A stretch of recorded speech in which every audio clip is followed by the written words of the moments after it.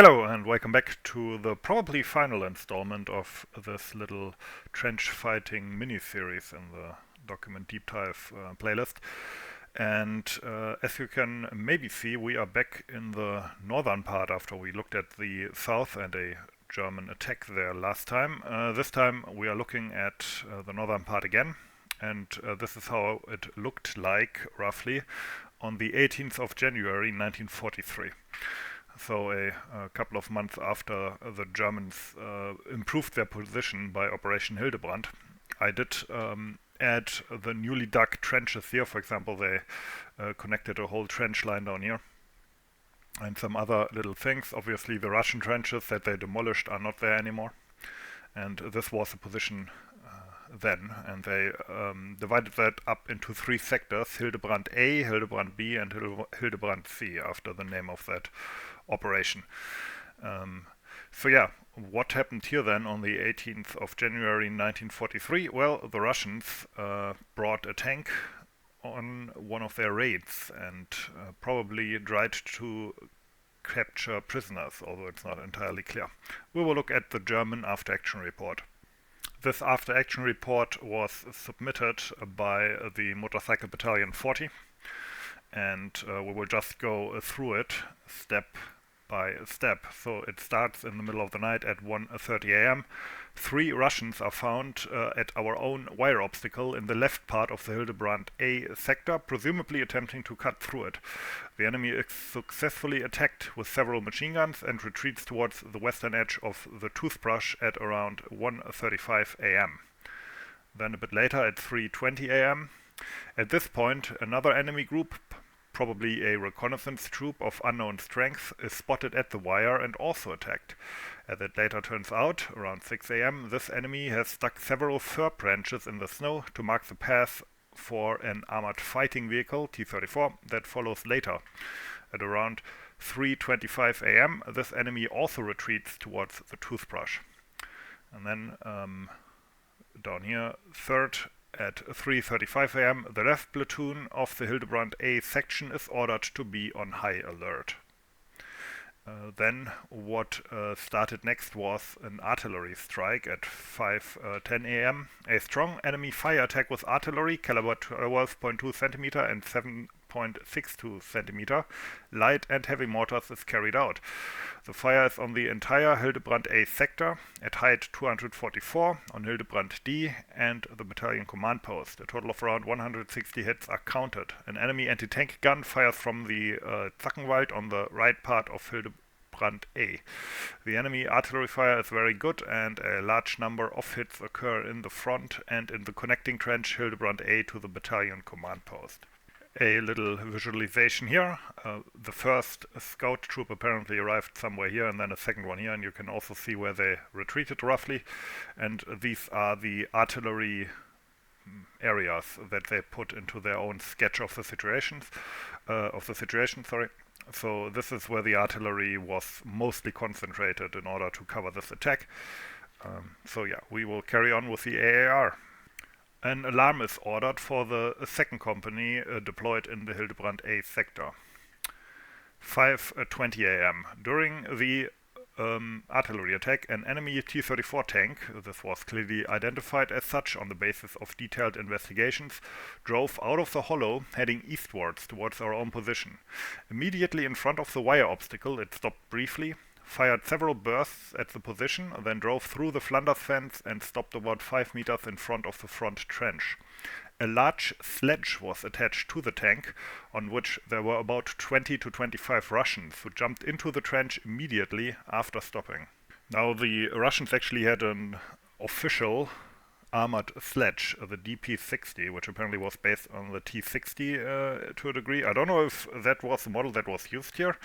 There's not much information on this on the internet, to be honest, but it was possibly a similar contraption that the T-34 pulled in front of the trench. And the weather was actually quite similar as well, I would say.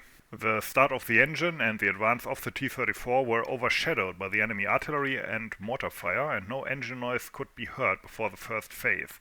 It was remarkable how quickly the T-34 was able to drive despite the cold of about minus 24 degrees Celsius. There were 3 men on the tank providing fire with submachine guns, and a man, presumably the tank driver, is also firing a submachine gun from the upper turret hatch. Behind them, a covering troop of around 15 men advances, takes up positions at our own wire obstacle, and monitors the enemy's advance by immediately opening fire. 5:25 a.m. After the 20 men on the sledge jumped into the front trench, the T-34 drove across the trench, firing in all directions, and attacked our own position from behind. In the meantime, a close quarters fight breaks out in the trench after the platoon leader of the 3rd platoon, NCO Haug, has correctly sealed off to 2 sides. A hand grenade and submachine gun duel ensues, during which the presumed leader of the assault troop, a sergeant, is shot. 5 of our own soldiers are slightly wounded by hand grenade fragments, but they are all able to remain with the troops. The enemy covering troop continues to fire from the wire barrier at our own position, making it impossible to leave the trench to possibly destroy the T-34, which is also firing from the other side. Although all of the tank destruction equipment is in the positions and some soldiers from the 3rd platoon are carrying shaped adhesive charges, Haftholladung, it is not possible to leave the trench for the reasons just described. 5:30. After bitter close combat, the enemy is thrown out of the trench again. The tank turns around, drives across the trench towards the enemy, taking 20 men who have meanwhile jumped onto the sled with it. The T-34 marches back under heavy fire from the covering troop and the tank. The fully occupied sledge is flanked by 1 heavy machine gun and 2 light machine guns, and, according to impeccable witness statements, the enemy has recorded about 15 dead or wounded on it. The armored vehicle drives back the same way it came. For orientation, 2 lanterns are set up in a hollow just west of Toothbrush to show the direction of the return march. And we are back at the map. So this is the path the T-34 took. The cover group roughly was stationed here, 15 men, and the T-34 dropped off the assault group from the sledge into the trench here, and then drove behind the trench, where it then apparently shot to all sides and was impervious to close assault.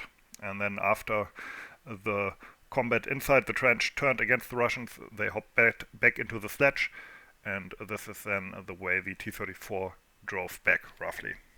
From 5:23 a.m., our own artillery fires at the firing areas that were indicated to the battalion.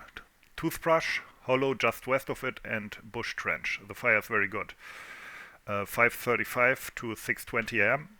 The engine noise of the armored vehicle can still be heard during this period, and from the battalion's observation post it can be seen that it is retreating towards Kaskovo.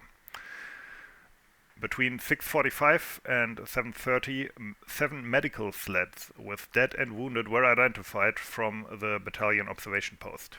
And then down here, it does count the losses. Enemy losses in the trench: 1 dead, a sergeant, possibly the assault troop leader, and on the sled 15 dead or maybe wounded. Own losses: 1 dead from a direct artillery hit at height 244, and 5 slightly wounded. The Germans recovered and translated a letter from the dead sergeant that they found at their trench. It is reproduced here. It says, "I received a package from the warm region in the bunker. My heart was beating fast and I thought of the quiet dawn. The address is short on the package. I am happy about the package. I will always write to you. Thank you very much for your attention. I hope we'll celebrate the victory together. We'll definitely want to meet up. It doesn't matter where we meet, in Omsk or Tomsk. Karpushin Vasily." Hope you enjoyed it and found it interesting. Thanks for watching and have a nice day.